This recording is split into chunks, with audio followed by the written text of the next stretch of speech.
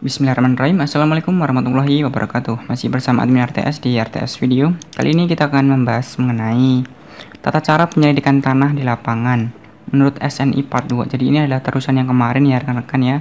Dan mohon maaf juga untuk minggu ini mungkin admin RTS agak sedikit padat, jadi belum bisa mengupload beberapa video. Ya ini mungkin menjadi lanjutan yang kemarin. Rekan-rekan yang belum tahu mengenai part 1-nya nanti bisa cari di channel ini ya. Oke, langsung saja. Di sini kemarin kita sudah sampai di ini adalah basement ya, dan atau dinding penahan tanah. Dimana untuk basement atau dinding penahan tanah dengan ketinggian kurang dari 6 meter itu adalah satu titik setiap 15 sampai 40 meter.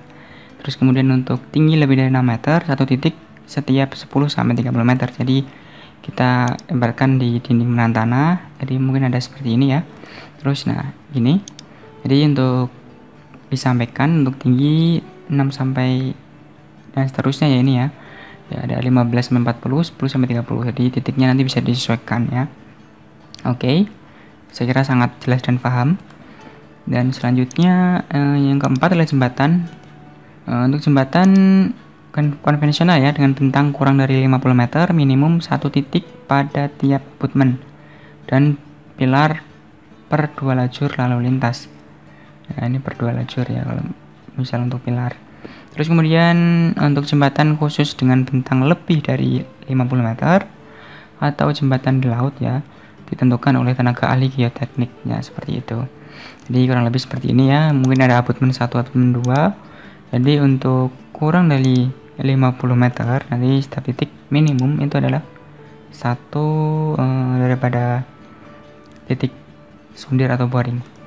Terus kemudian untuk yang lebih dari 50 meter ataupun mungkin di lautan ya, pastikan pengujiannya beda lagi ya.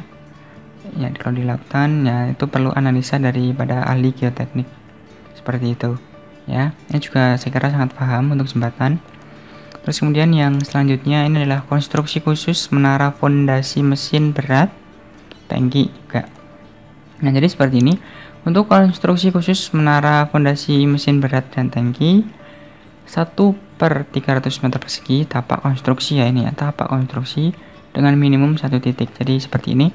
Semisal kita mempunyai area katakanlah 300 meter persegi ya, 10 kali 30 per tapak konstruksi. Di sini ada tulisan tapak. Jadi misal kita ada bangunan kita di sini baik tangki air ataupun mungkin menara dan sebagainya. Nah itu harus minimum satu titik per ini area tapak daripada konstruksi tersebut. Tapak konstruksi ya ini rekan, bukan tapak daripada bangunan. Jadi per 300 meter persegi harus ada satu titiknya.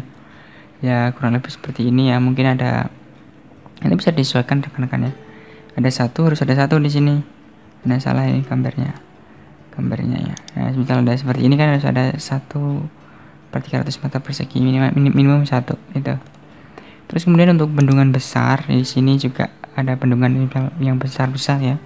Namun bisa juga diimplementasikan di mungkin bendungan yang sifatnya kecil. Terus ini pada tahap perencanaan awal. Jadi memang ada tahap perencanaan awal, tahap pendetailan dan juga seperti itu ya. Minimum 5 titik pada 3 sumbu bendungan dan 2 titik masing-masing di hulu dan di hilir. Jadi ini tidak, penulisannya salah ya, tidak seperti ini, harusnya disambung. Nah, jadi seperti ini kita anggap ada mungkin sungai yang mungkin mau dibendung. Nah jadi untuk minimum ada 5 titik ya, seperti ini. Mungkin 3 di sumbu bendungan tengah-tengahnya ini, terus kemudian yang 2 ada di hulu dan di hilir. Nah seperti itu. Terus kemudian pada tahap perencanaan detail, penambahan titik bor disesuaikan kondisi geologi yang ditemukan pada penyelidikan tahap perencanaan di awal ya. Minimum satu titik setiap 50 meter sepanjang sumbu dam ya, ini per 50 meter harus ada satu titik ya. Ini juga mungkin ada tambahan untuk titik pada pintu air, terowongan pengelak, spillway, outlet ya, terus powerhouse dan sebagainya, kantong lumpur dan sebagainya. Jadi tetap ada penambahan nanti seperti itu rekan-rekan. Saya kira juga mulai dipahami ini untuk bendungan. Terus kemudian selanjutnya adalah stabilitas lereng, galian dalam dan timbunan ya. Jadi untuk stabilitas lereng pada galian dalam dan timbunan tinggi dengan ketinggian lebih dari 6 meter untuk tanah normal dan lebih dari 3 meter pada tanah yang lunak. Jadi sudah diklasifikasikan ya. 3-5 titik pada potongan kritis untuk menghasilkan model untuk dilakukan analisis. Jumlah potongan kritis tergantung tingkat masalah stabilitas. Jadi ini mohon juga nanti saling share ilmunya ya rekan-rekan ya. Jadi sini mungkin dijelaskan potongan kritis. Jadi potongan kritis yang mungkin yang seperti apa? Ini kan banyak asumsi ya. Kalau yang admin RTS tangkap potongan kritis itu kan mungkin bentuk daripada stabilitas lereng ya. Itu mungkin seperti ini. Jadi ini kan ada tiap-tiap ini kan ada mungkin dibangun nanti untuk ininya kan ada 11 potongan, jadi ada satu ya. Tapi seperti itu. Tapi kan ini mungkin rekan-rekan yang lebih paham mungkin bisa ditulis di kolom komentar ya. Kita saling belajar dan saling share ilmunya. Tidak ada yang mungkin admin RTS paling tahu dan paling ahli nih, enggak. Jadi kita saling belajar. Kalau saya salah ya mohon untuk dikoreksi. Terus kemudian di sini media untuk share pengalaman dan share ilmu rekan-rekan ya, bukan media untuk acuan mungkin rekan-rekan, wah ini dari sana dari video rangkuman teknis sipil kayak gini, saya harus ini, enggak seperti itu ya. Jadi ini kita saling share ilmu pengetahuan yang memang kiranya bermanfaat ya, kita implementasikan, kita analisa lagi, membuka wawasan kita seperti itu. Jadi rekan-rekan mohon maaf juga jangan menanggap bahwa saran-saran saya terus kemudian yang saya bicarakan ini menjadi acuan kalian dalam mungkin pelaksanaan. Namun ambillah untuk referensi saja dan ya untuk sebagai menambah share pengalaman itu aja nih rekan ya. Terus kemudian untuk kelongsoran yang masih aktif, minimum 1 titik pada sisi atas lereng yang longsor. Jadi misal ini kan masih aktif nih untuk longsor. Nah jadi ada minimum ada 1 di atas daripada tanah longsor yang aktif gitu ya. Terus selanjutnya untuk reklamasi ya, di SNI pun juga ada untuk reklamasi. Jadi per 1 titik ya, ini per 1000 meter persegi luas timbunan itu harus ada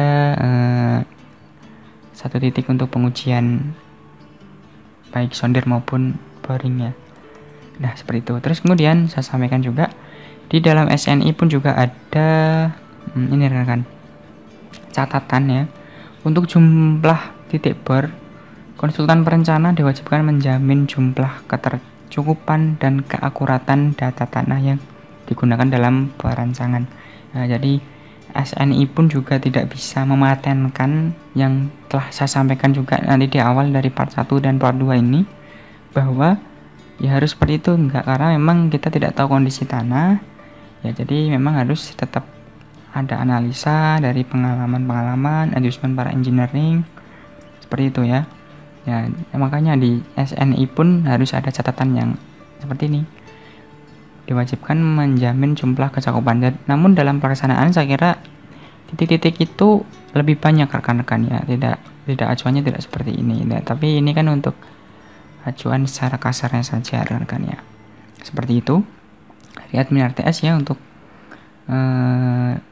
part 2 kali ini. Dan penyelidikan tanah pada lapangan saya kira sangat jelas dan mudah dipahami juga.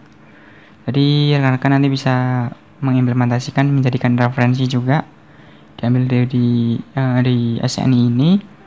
Terus yang selanjutnya bahwa ini sebagai acuan catatan untuk memang perencana menjadi referensi saja.